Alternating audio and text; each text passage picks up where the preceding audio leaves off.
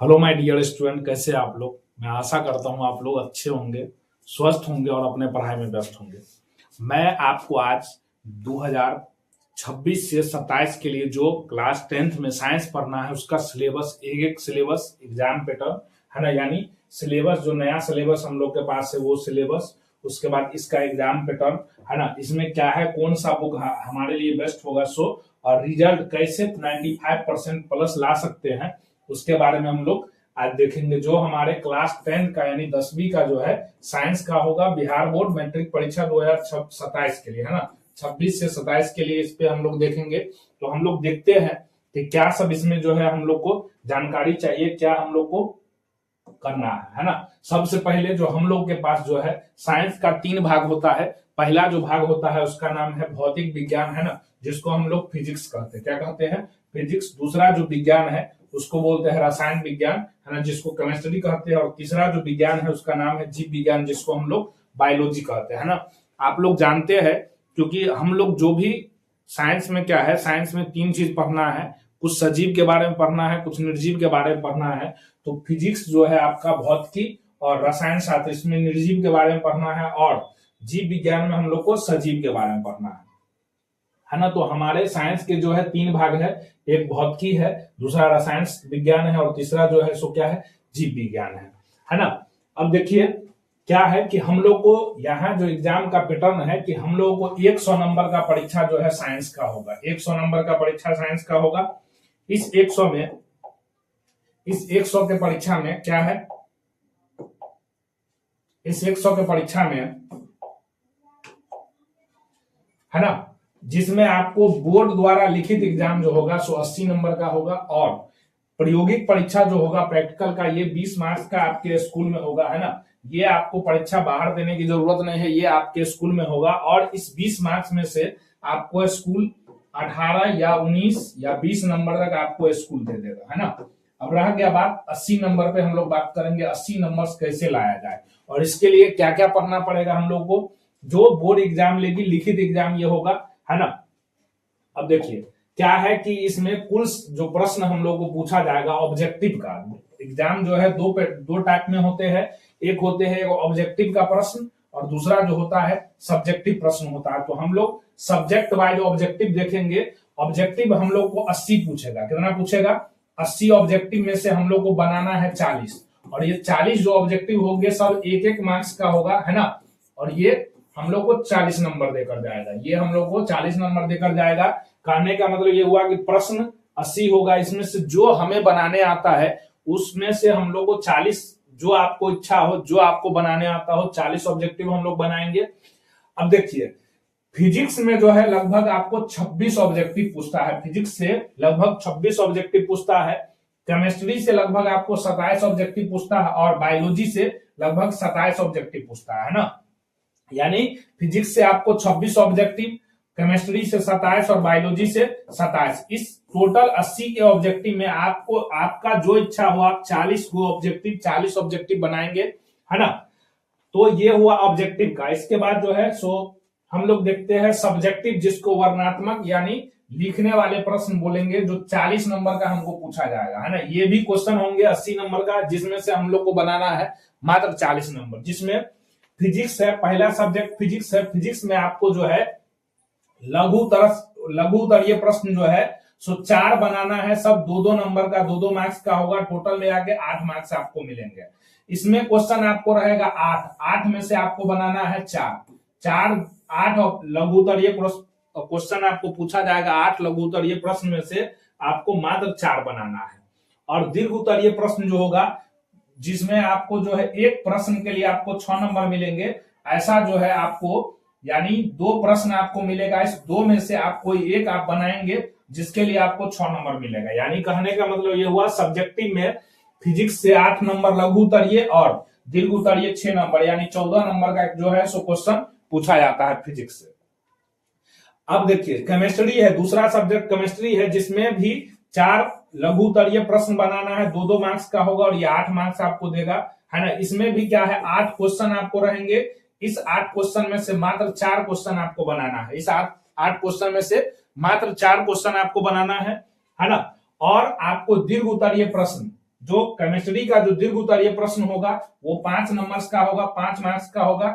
एक क्वेश्चन आपको बनाना है जो 5 मार्क्स देगा, है ना। इसमें आपको क्वेश्चन की संख्या 2 रहेगा, इसमें से आपको कोई एक बनाना है। दो आपको केमिस्ट्री में दीर्घ उत्तरीय 2 प्रश्न रहेंगे जिसमें से कोई एक बनाना है जो आपको 5 नंबर का यानी 5 मार्क्स का होगा, है ना। तो केमिस्ट्री से आपको हो गया, केमिस्ट्री से हो गया 8 नंबर ये और 5 यानी 8 5 13 नंबर जो है सो आपको केमिस्ट्री से पूछा जाएगा। इधर हो गया। उसके बाद बायोलॉजी में जो है आपको जो है 4 लघु उत्तरीय प्रश्न होंगे, 2-2 नंबर का, 8 नंबर मिलेगा। इस 8 नंबर लाने के लिए आपको क्वेश्चन मिलेंगे 8, इस 8 में से आपको बनाना है कोई 4। 8 लघु उत्तरीय प्रश्न मिलेंगे जिसमें से कोई 4 प्रश्न बनाना है ना। और उसके बाद है 5 नंबर यानी दीर्घ उत्तरीय प्रश्न जो है आपको बायोलॉजी से एक 5 नंबर का क्वेश्चन पूछा जाएगा, बनाना है आपको। पूछा जाएगा आपको 2 क्वेश्चन, कितना पूछा जाएगा? 2 क्वेश्चन पूछा जाएगा जिसमें से एक बनाना है ये 5 मार्क्स का, है ना। तो आपको बायोलॉजी से लिखित प्रश्न जो होंगे वर्णनात्मक प्रश्न, ये भी कितना 13 नंबर का, यानी फिजिक्स से 14 नंबर, केमिस्ट्री से 13 नंबर और बायोलॉजी से 13 नंबर, यानी ये सब मिला के आपको 40 नंबर यानी 40 मार्क्स का जो है क्वेश्चन आपको बनाना है। लघु उत्तरीय प्रश्न और दीर्घ उत्तरीय प्रश्न, लिखित प्रश्न, है ना। अब देखिए यहां से सबसे पहले कि हम लोग को फिजिक्स का जो सिलेबस यानी फिजिक्स में क्या क्या पढ़ना है, तो फिजिक्स में जो पहला चैप्टर है आपका उसका नाम है प्रकाश का परावर्तन, है ना। प्रकाश का परावर्तन, इसमें हम लोग पढ़ेंगे दर्पण के बारे में। इसके बारे में दर्पण के बारे में और चीज क्या पढ़ेंगे कि कौन से ऐसे पदार्थ है जिस या वस्तु है जिससे प्रकाश निकलता है, जैसे सूर्य हो गया, बल्ब हो गया, लाइट हो गया, है ना, टॉर्च हो गया, ये सब क्या है? प्रकाशीय वस्तु, है ना।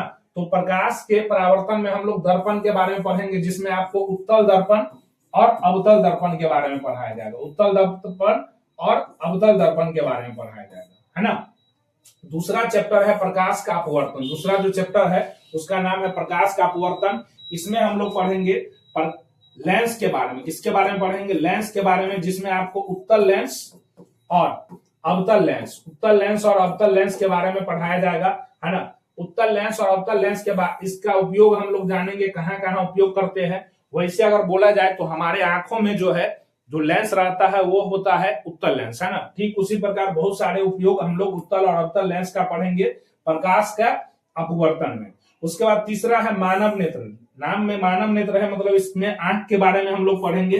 मानव का जो आंख होता है उसके बारे में पढ़ेंगे और इसमें हम लोग दृष्टि दोष के बारे में पढ़ेंगे। निकट दृष्टि दोष, दूर दृष्टि दोष।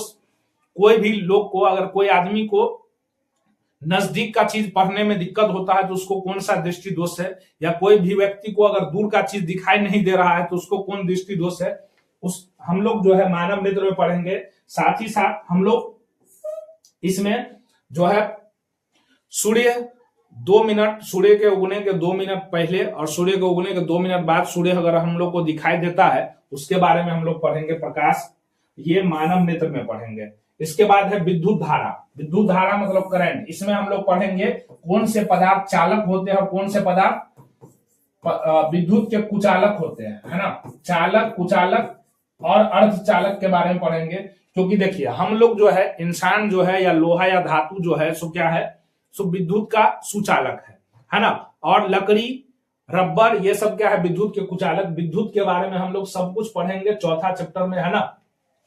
चैप्टर 4 होगा जो विद्युत धारा नाम से होगा, है ना। उसके बाद है चैप्टर 5 जो है विद्युत धारा के चुंबकीय प्रभाव। विद्युत धारा के चुंबकीय प्रभाव में हम लोग पढ़ेंगे। इसमें आप लोग को हम जनरेटर के बारे में पढ़ाएंगे, है ना। जनरेटर पढ़ाएंगे, एसी डीसी करंट के बारे में पढ़ाया जाएगा, है ना।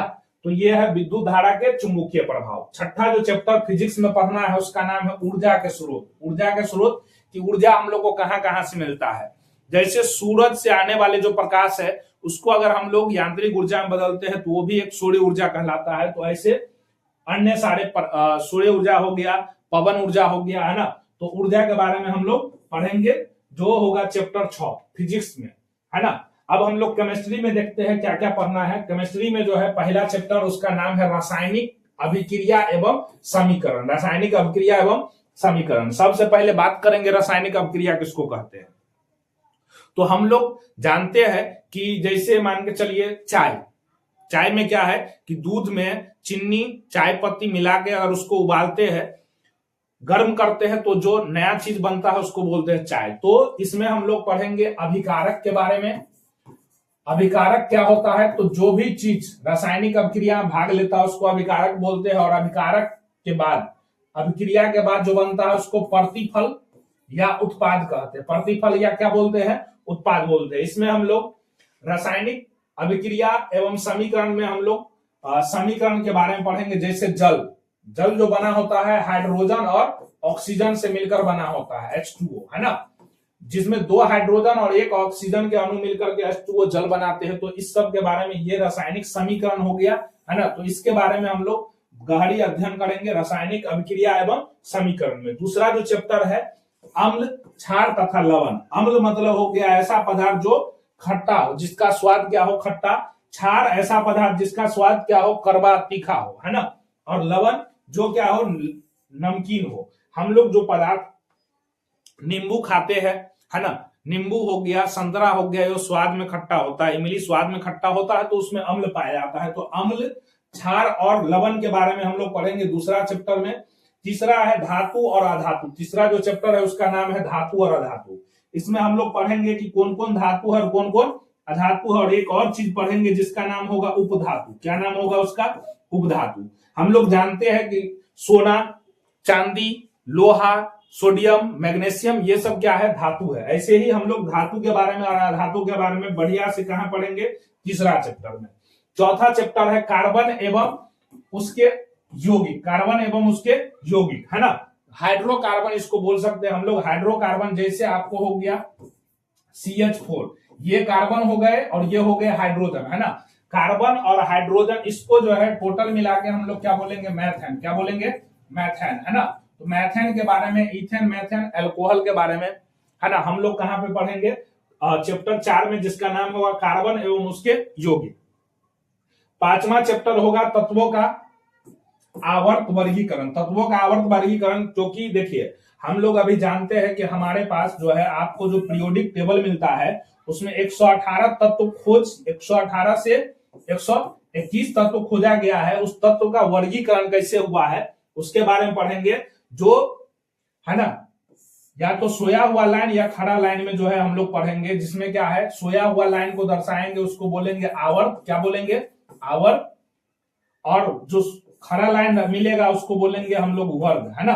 तो पूरा जितने भी तत्व है उसको कैसे सजाया गया है ना, उसके बारे में हम लोग कहां पढ़ेंगे, पांचवा चैप्टर, जिसका नाम होगा तत्वों का आवर्त वर्गीकरण। और छठा चैप्टर है हमारा पर्यावरण। हमारा पर्यावरण के बारे में, पर्यावरण के बारे में हम लोग पढ़ेंगे चैप्टर 6 में। कि अब जानते हैं कि दाढ़ी बनाने वाले जो फोम होते हैं या AC जो होता है, वो जो गैस रिलीज करता है वो हमारे लिए क्या है, हानिकारक। इसमें हम लोग पर्यावरण में प्रदूषण के बारे में पढ़ेंगे, उसको कैसे कंट्रोल किया जा सकता है ना, उसके बारे में हम लोग पर्यावरण चैप्टर 6 में पढ़ेंगे, है ना। तो ये था केमिस्ट्री का सिलेबस। अब हम लोग पढ़ेंगे बायोलॉजी का सिलेबस क्या है, सो देखते हैं। बायोलॉजी में जो है पहला जो चैप्टर आपको पढ़ना है पोषण, फिर श्वसन, फिर परिवहन, फिर उत्सर्जन, है ना। अगर NCERT किताब से आप पढ़ते हैं, NCERT या SCERT से पढ़ते हैं, तो चारों चैप्टर मिला के इसको क्या बोल दिया गया है, जैव प्रकरण। क्या बोल दिया गया है, जैव प्रकरण, है ना। इसके बारे में हम लोग एक एक करे पढ़ेंगे। पोषण, कि हम लोग जो भोजन करते हैं उससे जो ऊर्जा हम लोग को मिलता है, भोजन कहाँ कहाँ, भोजन के जो अंग है, आहार नाल है, उसके बारे में, दांत के बारे में, जीभ के बारे में, छोटी आंत, बड़ी आंत, यकृत, है ना।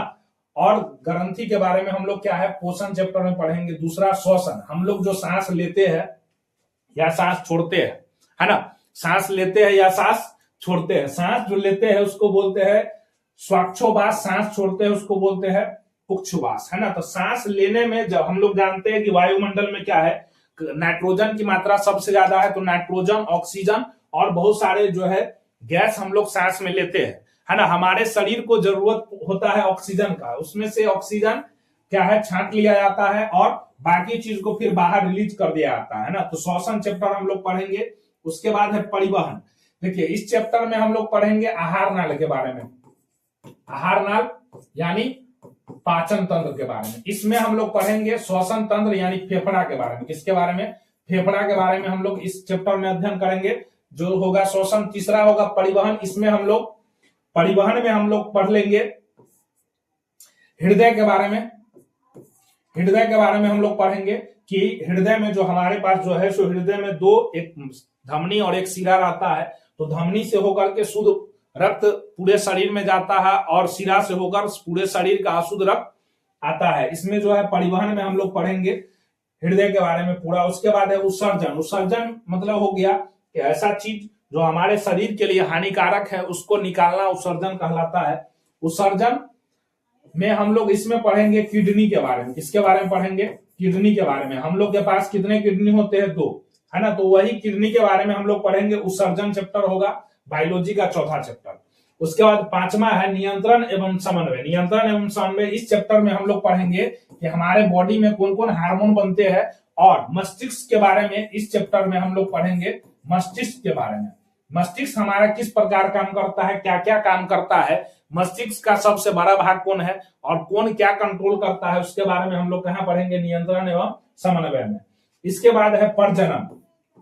प्रजनन जो चैप्टर है, प्रजनन का मतलब होता है कि अपने जैसा संतान उत्पन्न करना क्या कहलाता है? प्रजनन कहलाता है। इसमें हम लोग पढ़ेंगे मानव में प्रजनन, फिर क्या पढ़ेंगे?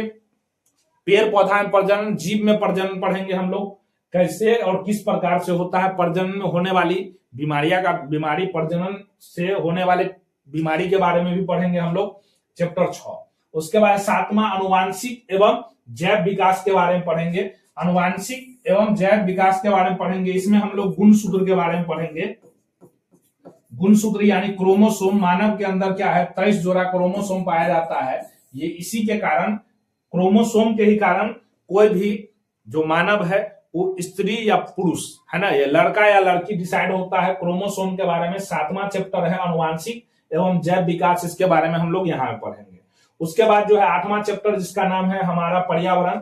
इसमें भी हम लोग हमारा पर्यावरण, या इसको हम लोग जो है इसमें हम लोग पढ़ेंगे कि हमारे पास जो है सो क्या है, कोई भी चीज है उसके कई सारे उपभोक्ता है, प्रथम, द्वितीय और तृतीय, है ना। जिस प्रकार मान के चलिए प्रथम उपभोक्ता हो गया, जैसे घास है, घास को खा रहा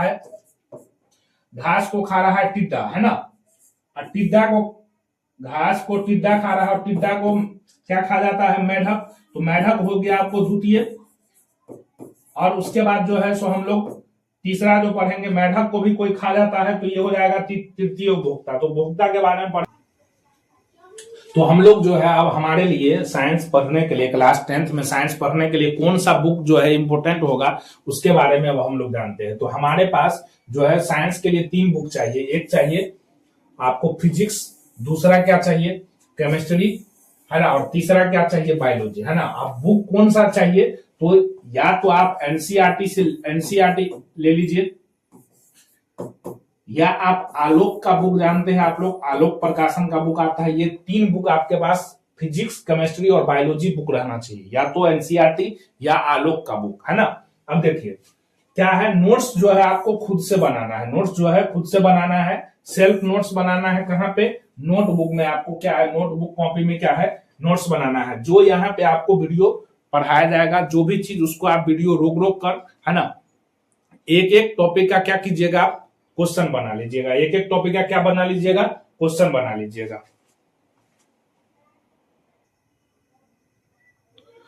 तो क्या है, नोट्स बुक जो है आपको नोट्स जो है खुद से बनाना है, सेल्फ नोट बनाना है और नोटबुक में बनाना है। जो यहाँ पे आपको वीडियो पढ़ाया जाएगा, जो वीडियो बनाया जाएगा, एक एक करके आप वीडियो देखिए, उसको रोक रोक कर नोट्स बुक बनाइए, है ना। बहुत तगड़ा नोट्स बुक बनेगा और उसी से आपको क्या करना है, स्टडी करना है।